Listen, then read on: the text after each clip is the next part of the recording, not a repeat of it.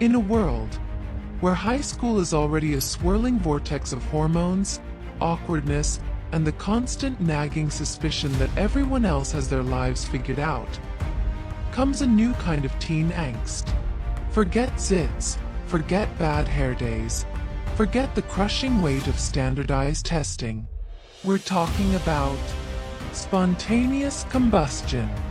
And no, not the kind where your mixtape suddenly bursts into flames because it's that hot. We're talking about teens exploding, like poof gone, just splat. That's right, folks. This isn't your grandma's coming-of-age story.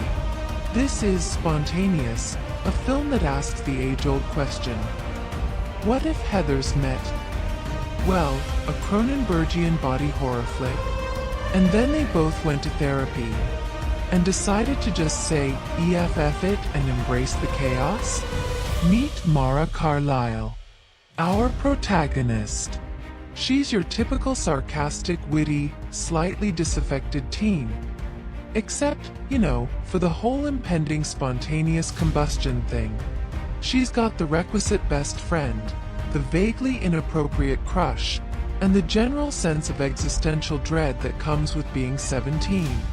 But now, she's also got the added pressure of potentially turning into a human firework at any given moment. The movie sets up this intriguing premise with all the subtlety of a sledgehammer to the face. Teens are exploding. No one knows why. The authorities are baffled. The parents are losing their minds. And Mara? Well, Mara is mostly concerned with whether or not she'll get to go to prom before she goes boom. Priorities, people. Now, you might be thinking this sounds dark. And you'd be right. It is. But it's also weirdly funny. Like gallows humor funny. The kind of humor that makes you laugh nervously while simultaneously wondering if you should be calling your therapist. The film leans heavily into the absurdity of the situation. I mean, come on. Exploding teens?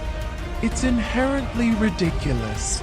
But it also uses this ridiculousness to explore some surprisingly poignant themes, like the fragility of life, the anxieties of adolescence, the fear of the unknown, and of course the burning desire to just live your life before you, combust. Mara, our reluctant heroine, is a fantastic character. She's smart, she's sarcastic, and she's just trying to navigate this whole exploding teen thing with as much grace as possible. Which, let's be honest, is a pretty low bar. She's not trying to save the world.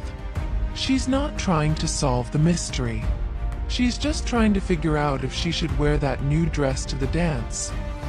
In case she doesn't, disintegrate before then. And then there's Dylan, the aforementioned vaguely inappropriate crush. He's the kind of guy who's charmingly clueless, but also genuinely kind. He's also surprisingly chill about the whole exploding teen thing. He's concerned, sure, but he's also like, hey, if we're all gonna go, let's at least have some fun first. Talk about a glass half full kind of guy. The film's supporting characters are equally memorable. There's the best friend who's trying to maintain a semblance of normalcy in a world where normalcy has gone poof.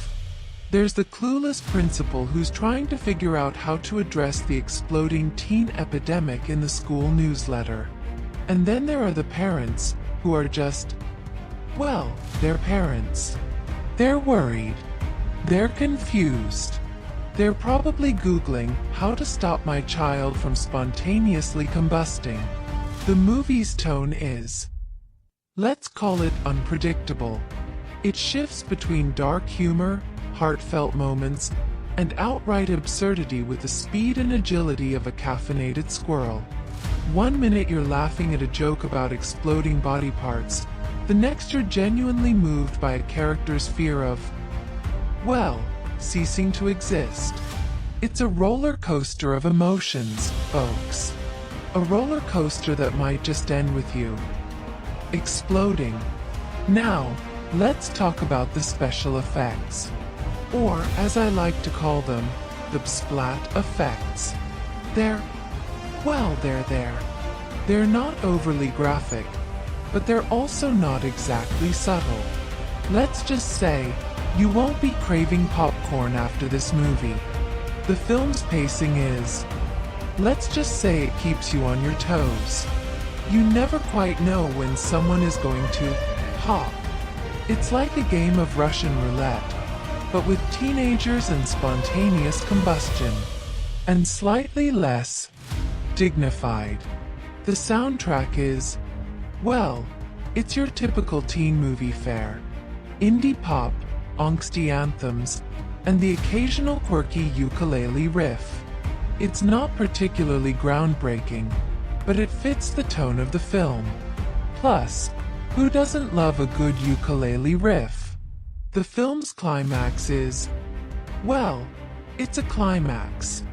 It's not exactly what you'd expect from a movie about exploding teens, but it's satisfying in a weird, slightly unsettling way. It's less about resolving the mystery of the spontaneous combustion and more about embracing the chaos. Because, let's face it, in a world where teens are randomly exploding, what else can you do? So, is Spontaneous a good movie? Well, it's definitely something. It's weird, it's funny, it's dark, it's surprisingly poignant.